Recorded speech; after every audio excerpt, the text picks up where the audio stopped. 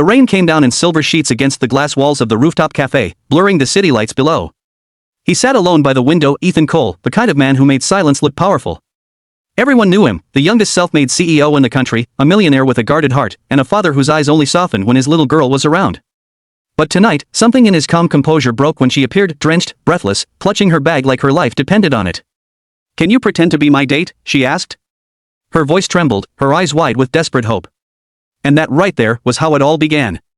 The question that would ruin his peace, change his life, and teach him what love really meant. She didn't even know his name. All she knew was that she needed a stranger. Someone believable. Someone who could make her ex-fiancé, who was walking in right behind her, believe she'd moved on. Her hair stuck to her face, her cheeks flushed, and her heart drummed against her ribs. "Please," she whispered, her voice barely audible over the storm outside. "Just for tonight." Ethan stared at her for a long second. He wasn't used to being asked favors. People asked for investments, interviews, attention, but not this. Something about her eyes, vulnerable but fierce, made him nod before he even thought it through. He stood, shrugged off his jacket, and wrapped it over her shoulders. "All right," he said, his deep voice calm and steady. "Let's make him believe." Her name was Lila Dawson, a struggling event planner with too much heart and too little luck. Her company was on the edge of collapse, her engagement had ended disastrously, and she'd lost almost everything except her stubborn hope. And yet, somehow, she was still standing. Still smiling through tears. Ethan admired that instantly when her ex approached. Ethan slid an arm around her waist like he'd done it 1,000 times. His warmth was grounding, his confidence magnetic. The ex's smug grin faltered. "Didn't expect to see you here, Lila," he sneered. "Well," Ethan said smoothly, looking him dead in the eye, "maybe that's because she upgraded." Lila nearly choked on air. Ethan played the role so naturally that even she began to believe it. They laughed, they shared stories that weren't real, but felt real, and for the first time in months, Lila's smile reached her eyes. When her ex finally walked away, humiliated, Ethan started to pull back. "You don't owe me anything," he said quietly, but she shook her head. "No. I do. Thank you." And she left before he could say anything more. That should have been the end. But fate, it seemed, had other plans. A week later, Ethan was at a charity gala his company sponsored, half out of obligation, half out of guilt for having no social life. And there she was. Lila, in a pale silver dress that shimmered like the night sky. Their eyes met across the crowd.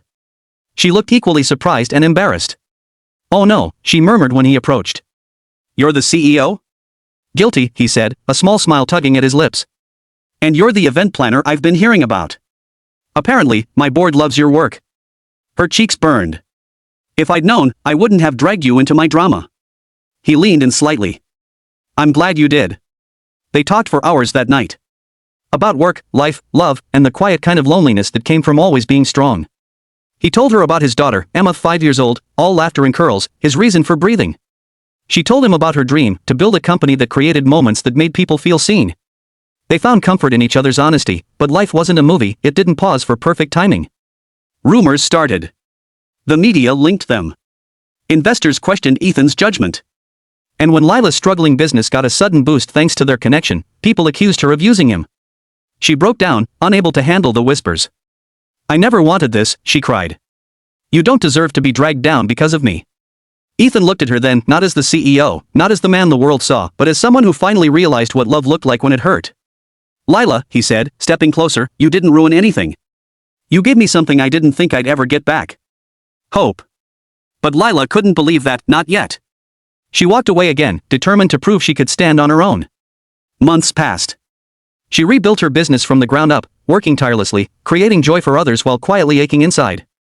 Ethan kept his distance but couldn't help watching her from afar, proud and heartbroken all at once. Then one winter morning, she got a call from his assistant. Ethan's company had suffered a massive PR blow after he'd pulled out of a corrupt partnership. He was being painted as reckless, arrogant. Lila didn't hesitate. She showed up at his office, breathless once again, but this time not from fear.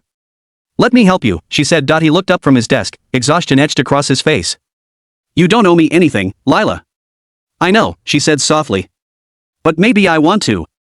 Together, they planned a public charity gala, not for show, but for change. Lila poured her heart into every detail. The night of the event, Ethan watched her work the room, calm, glowing, confident, and he realized he was already in too deep. When it ended, and the applause faded, he found her standing alone by the balcony, looking at the stars. "Remember that night you asked me to pretend?" he said quietly. She turned, smiling wistfully. "How could I forget?" He stepped closer, his hand brushing hers. "I never stopped pretending." Her breath caught. What do you mean? He looked at her the way a man looks at the one thing he knows he can't live without. I fell in love with you, Lila. Somewhere between pretending and protecting you, it became real. Tears welled in her eyes, not from sadness, but from the overwhelming beauty of the moment. You can't just say things like that, Ethan, she whispered. I know, he said, smiling faintly. But I can mean them. For once, Lila didn't run. She leaned in, closing the distance, and in that soft, trembling kiss, the kind that feels like coming home, the noise of the world disappeared. Months later, she'd be there when Emma called her mommy for the first time.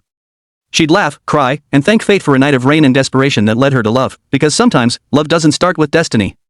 Sometimes, it begins with a simple question asked in a storm, can you pretend to be my date? And sometimes, just sometimes, the answer changes everything.